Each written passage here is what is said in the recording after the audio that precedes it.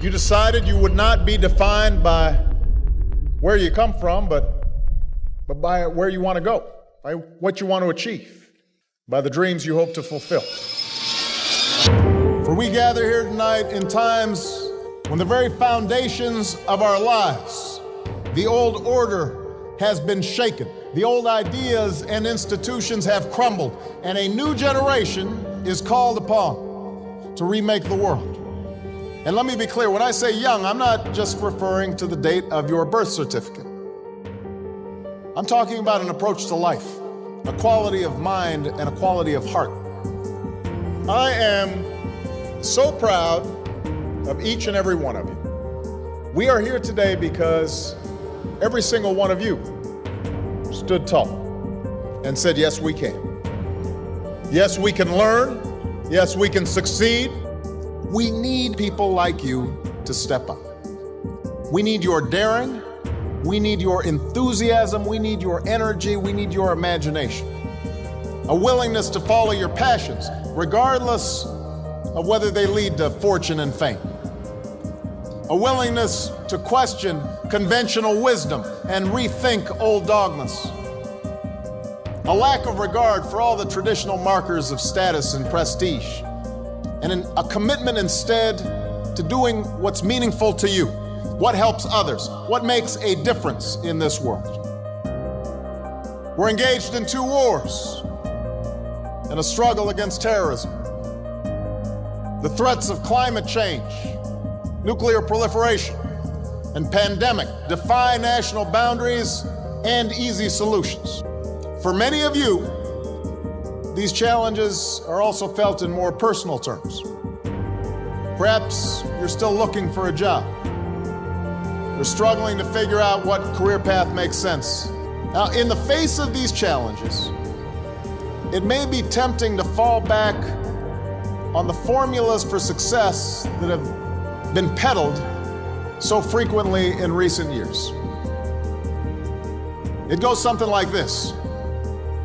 We too often let the external, the material things serve as indicators that we're doing well, even though something inside us tells us that we're not doing our best, that we're avoiding that which is hard but also necessary, that we're shrinking from rather than rising to the challenges of the age.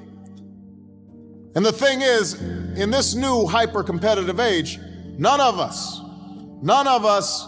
can afford to be complacent. That's true whatever profession you choose.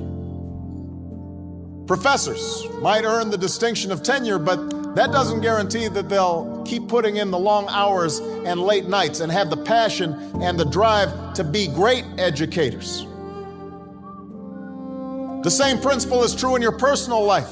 Being a parent is not just a matter of paying the bills, doing the bare minimum. It's not just bringing a child into the world that matters, but the acts of love and sacrifice it takes to raise and educate that child and give them opportunity.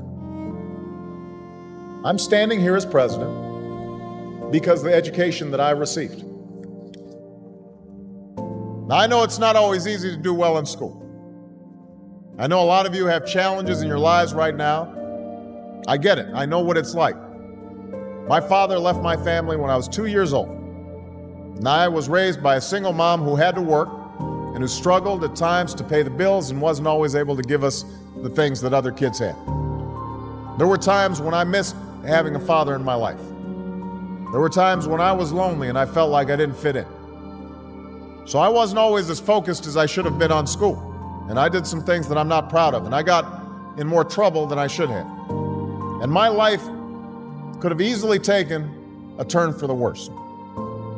But my mother, my grandparents, they pushed me to excel. But I was lucky. I got a lot of second chances, and I had the opportunity to go to college and law school and follow my dreams. You can't let the past get you down. You have to let it motivate you. Everybody here has got a unique story like that to tell. Each of you knows what it took for you to get here. But in reaching this milestone, there's a common lesson shared by every graduate in this hall. It's not where you are or what you are. It's who you are. Because life will throw some things at you. Truth is, not a single one of the graduates here today has had as easy. Not a single one of you had anything handed to you on a silver platter.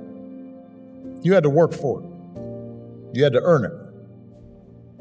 Most of all, you had to believe in yourselves. Yes, you've always been underdogs. Nobody's handed you a thing. But that also means that whatever you accomplish in your life, you will have earned it. Whatever rewards and joys you reap, you'll appreciate them that much more because they will have come through your own sweat and tears, products of your own effort and your own talents. You've shown more grit and determination in your childhoods than a lot of adults ever will. That's who you are. We need everyone to broaden their ideas about what is possible. We need parents, politicians, and the media to see how success is possible, how success is happening every day. So that's why I came here today. Because if success can happen here, you have everything you need to get started. You've got no excuses. You have no excuses not to change the world. Did you study business? Go start a company. Or why not help a struggling non-for-profit find better, more effective ways to serve folks in need? You study nursing?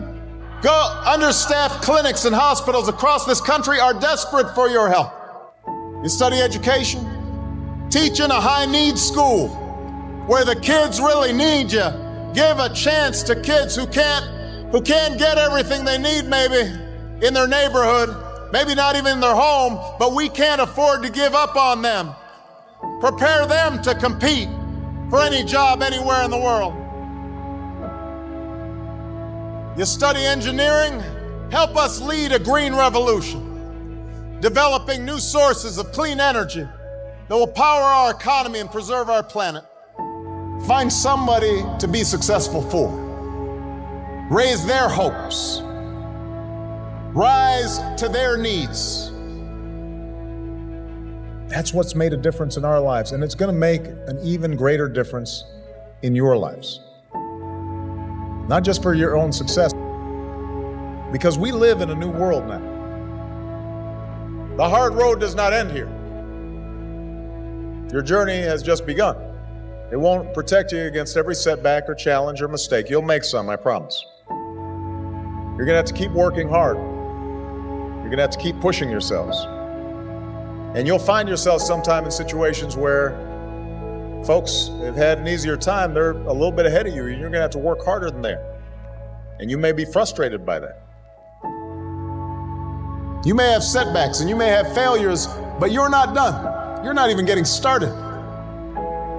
And if you ever forget that, just look to history. Colonel Sanders didn't open up his first Kentucky Fried Chicken until he was in his 60s. Winston Churchill was dismissed as little more than a has-been who enjoyed scotch a little bit too much before he took over as Prime Minister and saw Great Britain through its finest hour. When you read a great story or you learn about an important moment in history, it helps you imagine what it would be like to walk in somebody else's shoes, to know their struggles. Each of them, at one point in their life, didn't have any title or much status to speak of, but they had passion, a commitment to following that passion wherever it would lead, and to working hard every step along the way. But if you do push yourselves, if you build on what you've already accomplished here, then I couldn't be more confident about your futures. I'm hopeful and I'm excited about what all of you can achieve. And I know that armed with the skills and experience and the love that you've gained, you're ready to make your mark on the world. So thank you. Thanks for inspiring me. I know starting your careers in troubled times is a challenge, but it is also a privilege. Because it's moments like these that force us to try harder and dig deeper and to discover gifts we never knew we had, to find the greatness that lies within each of us. So don't ever shy away from that endeavor. I can promise that you will be the better for that continued effort. Congratulations. God bless you.